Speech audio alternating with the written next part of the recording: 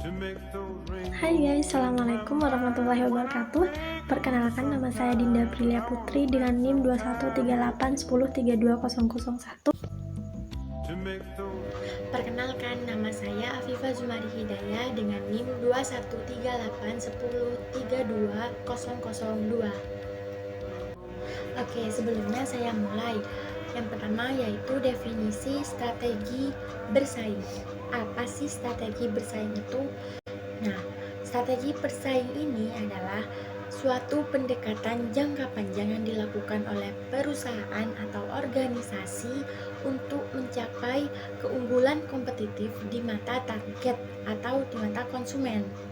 Nah, biasanya strategi ini merupakan kumpulan strategi manajerial untuk yang berisi tentang strategi-strategi efektif yang digunakan untuk mencapai tujuan perusahaan. Baik, setelah dijelaskan oleh materi sebelumnya mengenai definisi dari strategi bersaing dalam kewirausahaan, mari kita lanjut pada tujuan strategi bersaing. Strategi bersaing merupakan upaya mencari posisi bersaing yang menguntungkan dalam suatu industri di mana persaingan berlangsung. Strategi bersaing bertujuan membina posisi yang menguntungkan dan kuat dalam melawan kekuatan yang menentukan persaingan dalam industri. Ada 4 hal yang bisa dipertimbangkan sebagai strategi untuk bersaing. Yang pertama yaitu produk atau barang dan jasa yang dihasilkan oleh suatu usaha.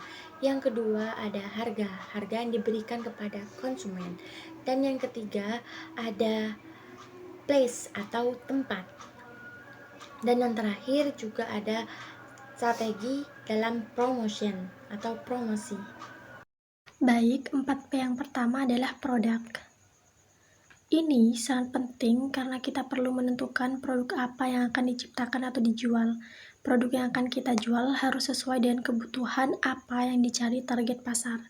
Kita juga harus melakukan riset sederhana tentang produk apa yang sedang dibutuhkan dan dicari oleh target pasar.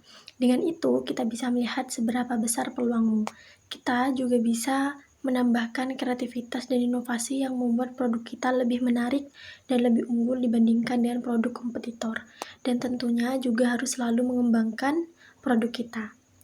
Hal-hal yang dapat dilakukan, yang pertama adalah membuat produk sebaik mungkin. Produk yang baik biasanya akan mampu menjual dirinya sendiri. Artinya, tanpa banyak keluar-keluar memuji produk secara berlebihan, apabila mutunya bagus dan mampu memuaskan konsumen, tentu produk tersebut akan dicari dimanapun keberadaannya. Yang kedua adalah buat tampilan yang unik.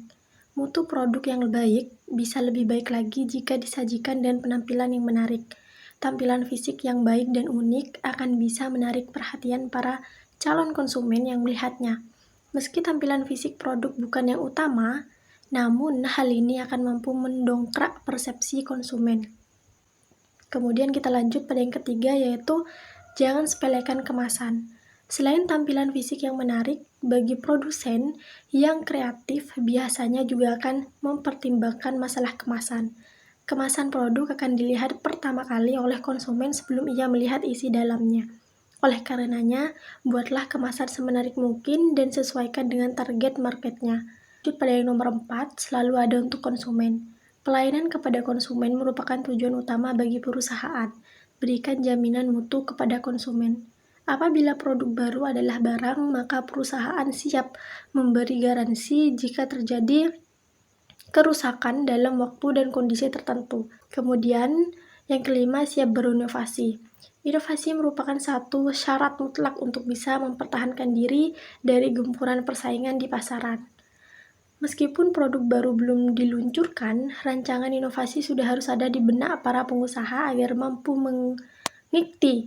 mengikuti perkembangan zaman.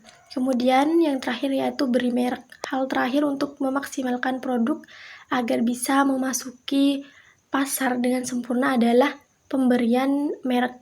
Ini penting guna mengikat konsumen agar mudah mengingat dan tetap loyal pada produk yang dibelinya. Merek bisa dibuat semenarik mungkin, mulai dari pemilihan nama, bentuk, warna, dan berbagai elemen desain lainnya.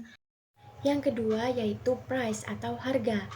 Nah, kalian penting juga untuk menentukan harga yang tepat dalam bersaing. Ada 4 cara penentuan harga. Yang pertama, ingat, pertimbangkan harga produksi. Pada saat penentuan harga produk kalian, kalian juga harus mempertimbangkan biaya produksi, biaya pelayanan, biaya promosi, dan biaya pajak. Yang kedua yaitu tujuan dari biaya produk kalian. Ingat, pada saat penentuan harga, ingatlah tujuannya tidak hanya pada untuk mengambil keuntungan saja.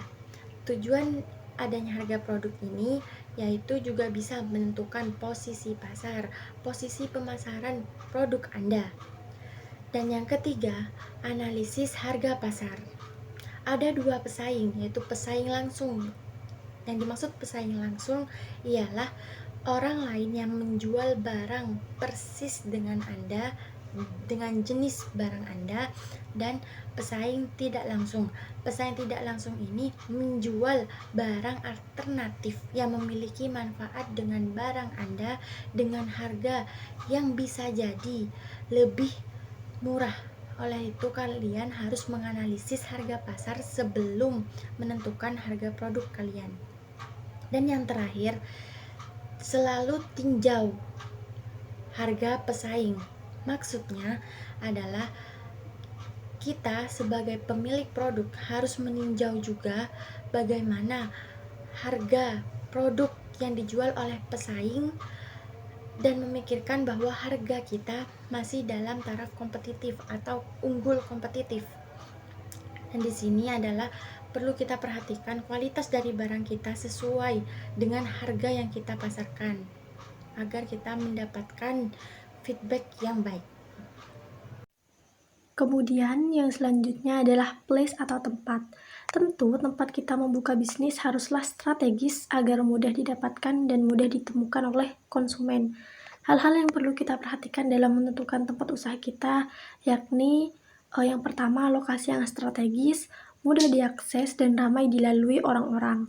Namun, di era sekarang dan kemudahan internet, kita juga bisa loh membuat website untuk bisnis kita sehingga konsumen bisa dengan mudah menemukan bisnis dan membeli produk kita hanya dengan mencarinya di search engine. Strategi yang terakhir yaitu promotion atau promosi. Ada 4 hal yang bisa kalian lakukan. Yang pertama, tahu target pasar. Dalam hal promosi ini, kalian harus juga menentukan dan harus memikirkan apa target pasar dari produk Anda. Jangan sampai kalian menjual barang yang tidak sesuai dengan target pemasaran Anda. Yang kedua yaitu satukan tujuan. Yang dimaksud satukan tujuan di sini, kalian mempromosikan barang kalian atau produk kalian tentu harus memikirkan dengan jelas kualitas dari barang kalian juga harus meningkat. Jangan sampai kalian mempromosikan suatu barang yang tidak sesuai dengan kenyataannya. Yang ketiga, kalian juga bisa menggunakan sosial media, terutama pada era digital saat ini. Kalian bisa menggunakan beberapa platform, beberapa aplikasi untuk menjualnya, termasuk e-commerce. Dan yang terakhir yaitu kalian juga bisa menggunakan jasa influencer untuk mempromosikan barang kalian atau produk kalian secara profesional. To make those rainbows in my mind when I think of you sometime, and I want to spend